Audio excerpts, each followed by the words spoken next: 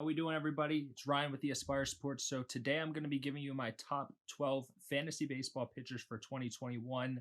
Off the top, every fantasy baseball league is a little bit different. I'm going to be using this as a point structure: extra points for strikeouts, extra points for wins, extra points for innings pitched. So let's get started. And my number one pitcher for fantasy baseball this year is going to be Jacob deGrom. In leagues where you're getting extra points for a win and innings pitched, just their durability, I like deGrom a lot here. And unfortunately, for years past, he's been subject to poor offense for the Mets. New ownership has brought in some extra hitters, some guys coming back healthy. He's just been dominant in the NL East and the NL altogether. I don't see him slowing down this year, and I see an uptick in win total compared to years past under the full season, obviously. So I like Jacob deGrom as the number one pitcher. And my number two pitcher for this year is going to be Shane Bieber of the Cleveland Indians. He busted onto the scene last year.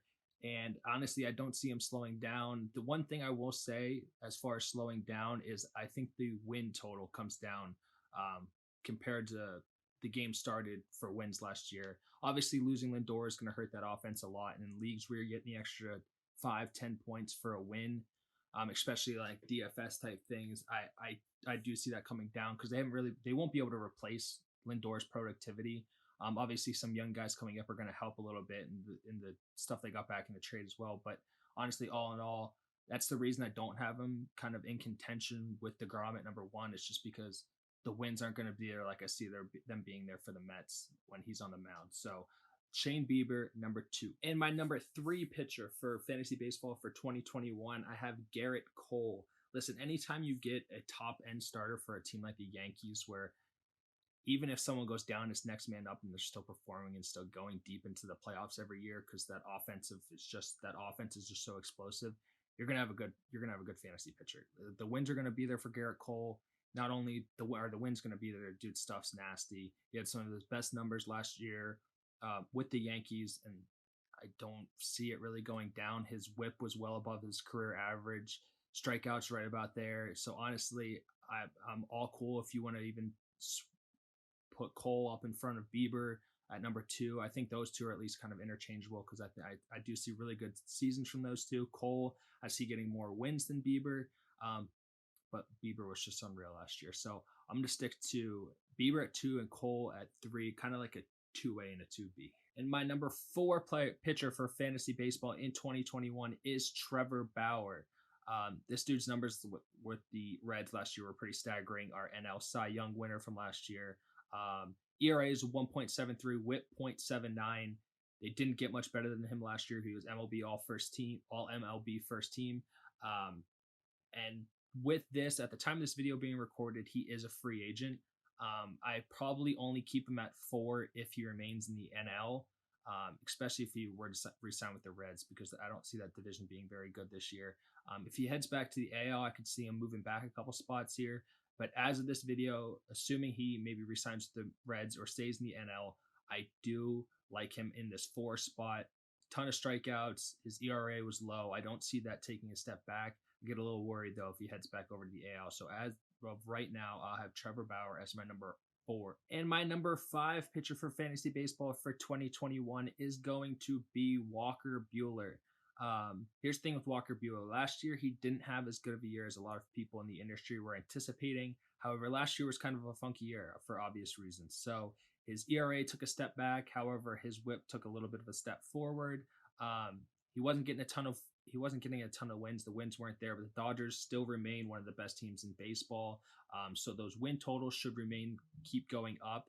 And last year, I just don't think he was necessarily getting the run support that you would have expected from the Dodgers in a lot of those games. So I do like Walker Buehler here at number 5 for fantasy baseball for 2021.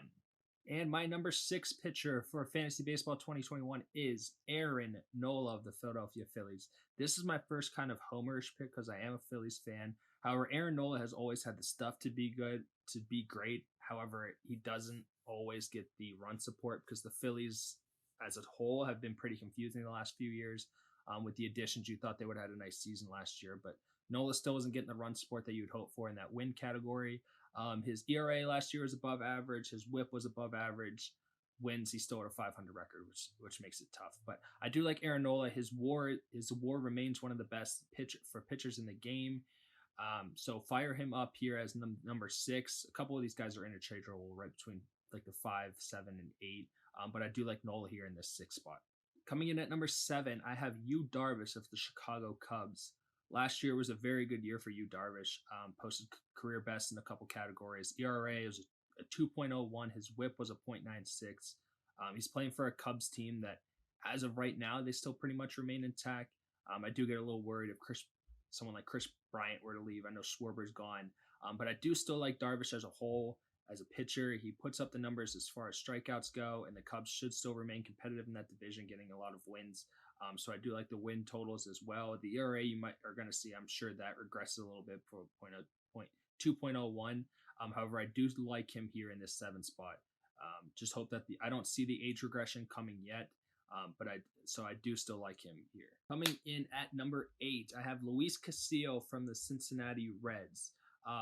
If Bauer were to leave Cincinnati this year, he becomes their ace in a division that I foresee being pretty weak. This is the guy that a lot of scouts and people have had their eye on for a few years now. A young pitcher with a ton of potential. His fastball is all you can ask for in a starting pitcher. So honestly, I like Luis Castillo here. In the number 8 spot, strikeouts were up, ERA was up, WHIP was a little down, but like I said, for some of these guys, especially the young guys, it seems to be kind of a trend that last year wasn't the season that they were anticipating between him and Walker Buehler. But I do still see the potential in this kid and see him taking a step forward this year. So I'm slotting Luis Castillo in at number 8. One young pitcher that did kind of take a step forward that I was looking forward, that everyone's been kind of anticipating for a few years now, is Lucas Giolito of the White Sox. He took steps forward in the ERA as well as the WHIP last year. The win numbers were slightly improved. The White Sox, all in all, looked like were a pretty solid team last year in a division that they should be able to keep advancing in. I do like Lucas Giolito. The strikeout numbers are there. The win numbers should remain to be there in a somewhat regular season this year. So coming in at number 9 is Lucas Giolito. Coming in at number 10, I have Max Scherzer. The thing with Max Scherzer is the dude has been a good pitcher or a dominant pitcher for so long. Washington's going to remain one of the best teams in the NL. However, coming from someone that called the regression from Corey Kluber, the numbers took a step back last year, and that's making me wonder if this is the year that we don't see dominant Max Scherzer anymore. The ERA took a tick back. The WHIP took quite a substantial tick back. Some of those teams in the NL are getting more competitive. I think this is the year that we see Max Scherzer take that kind of large decline that kind of people say is contributing to age. So while I still have him at number 10, because it's hard to keep a guy like Max Scherzer out of the top 10 because he does strike out so many people, I will say I have no problem possibly keeping him out of the top 12 here as kind of like an honorable mention type, because the age is starting to concern me a little bit.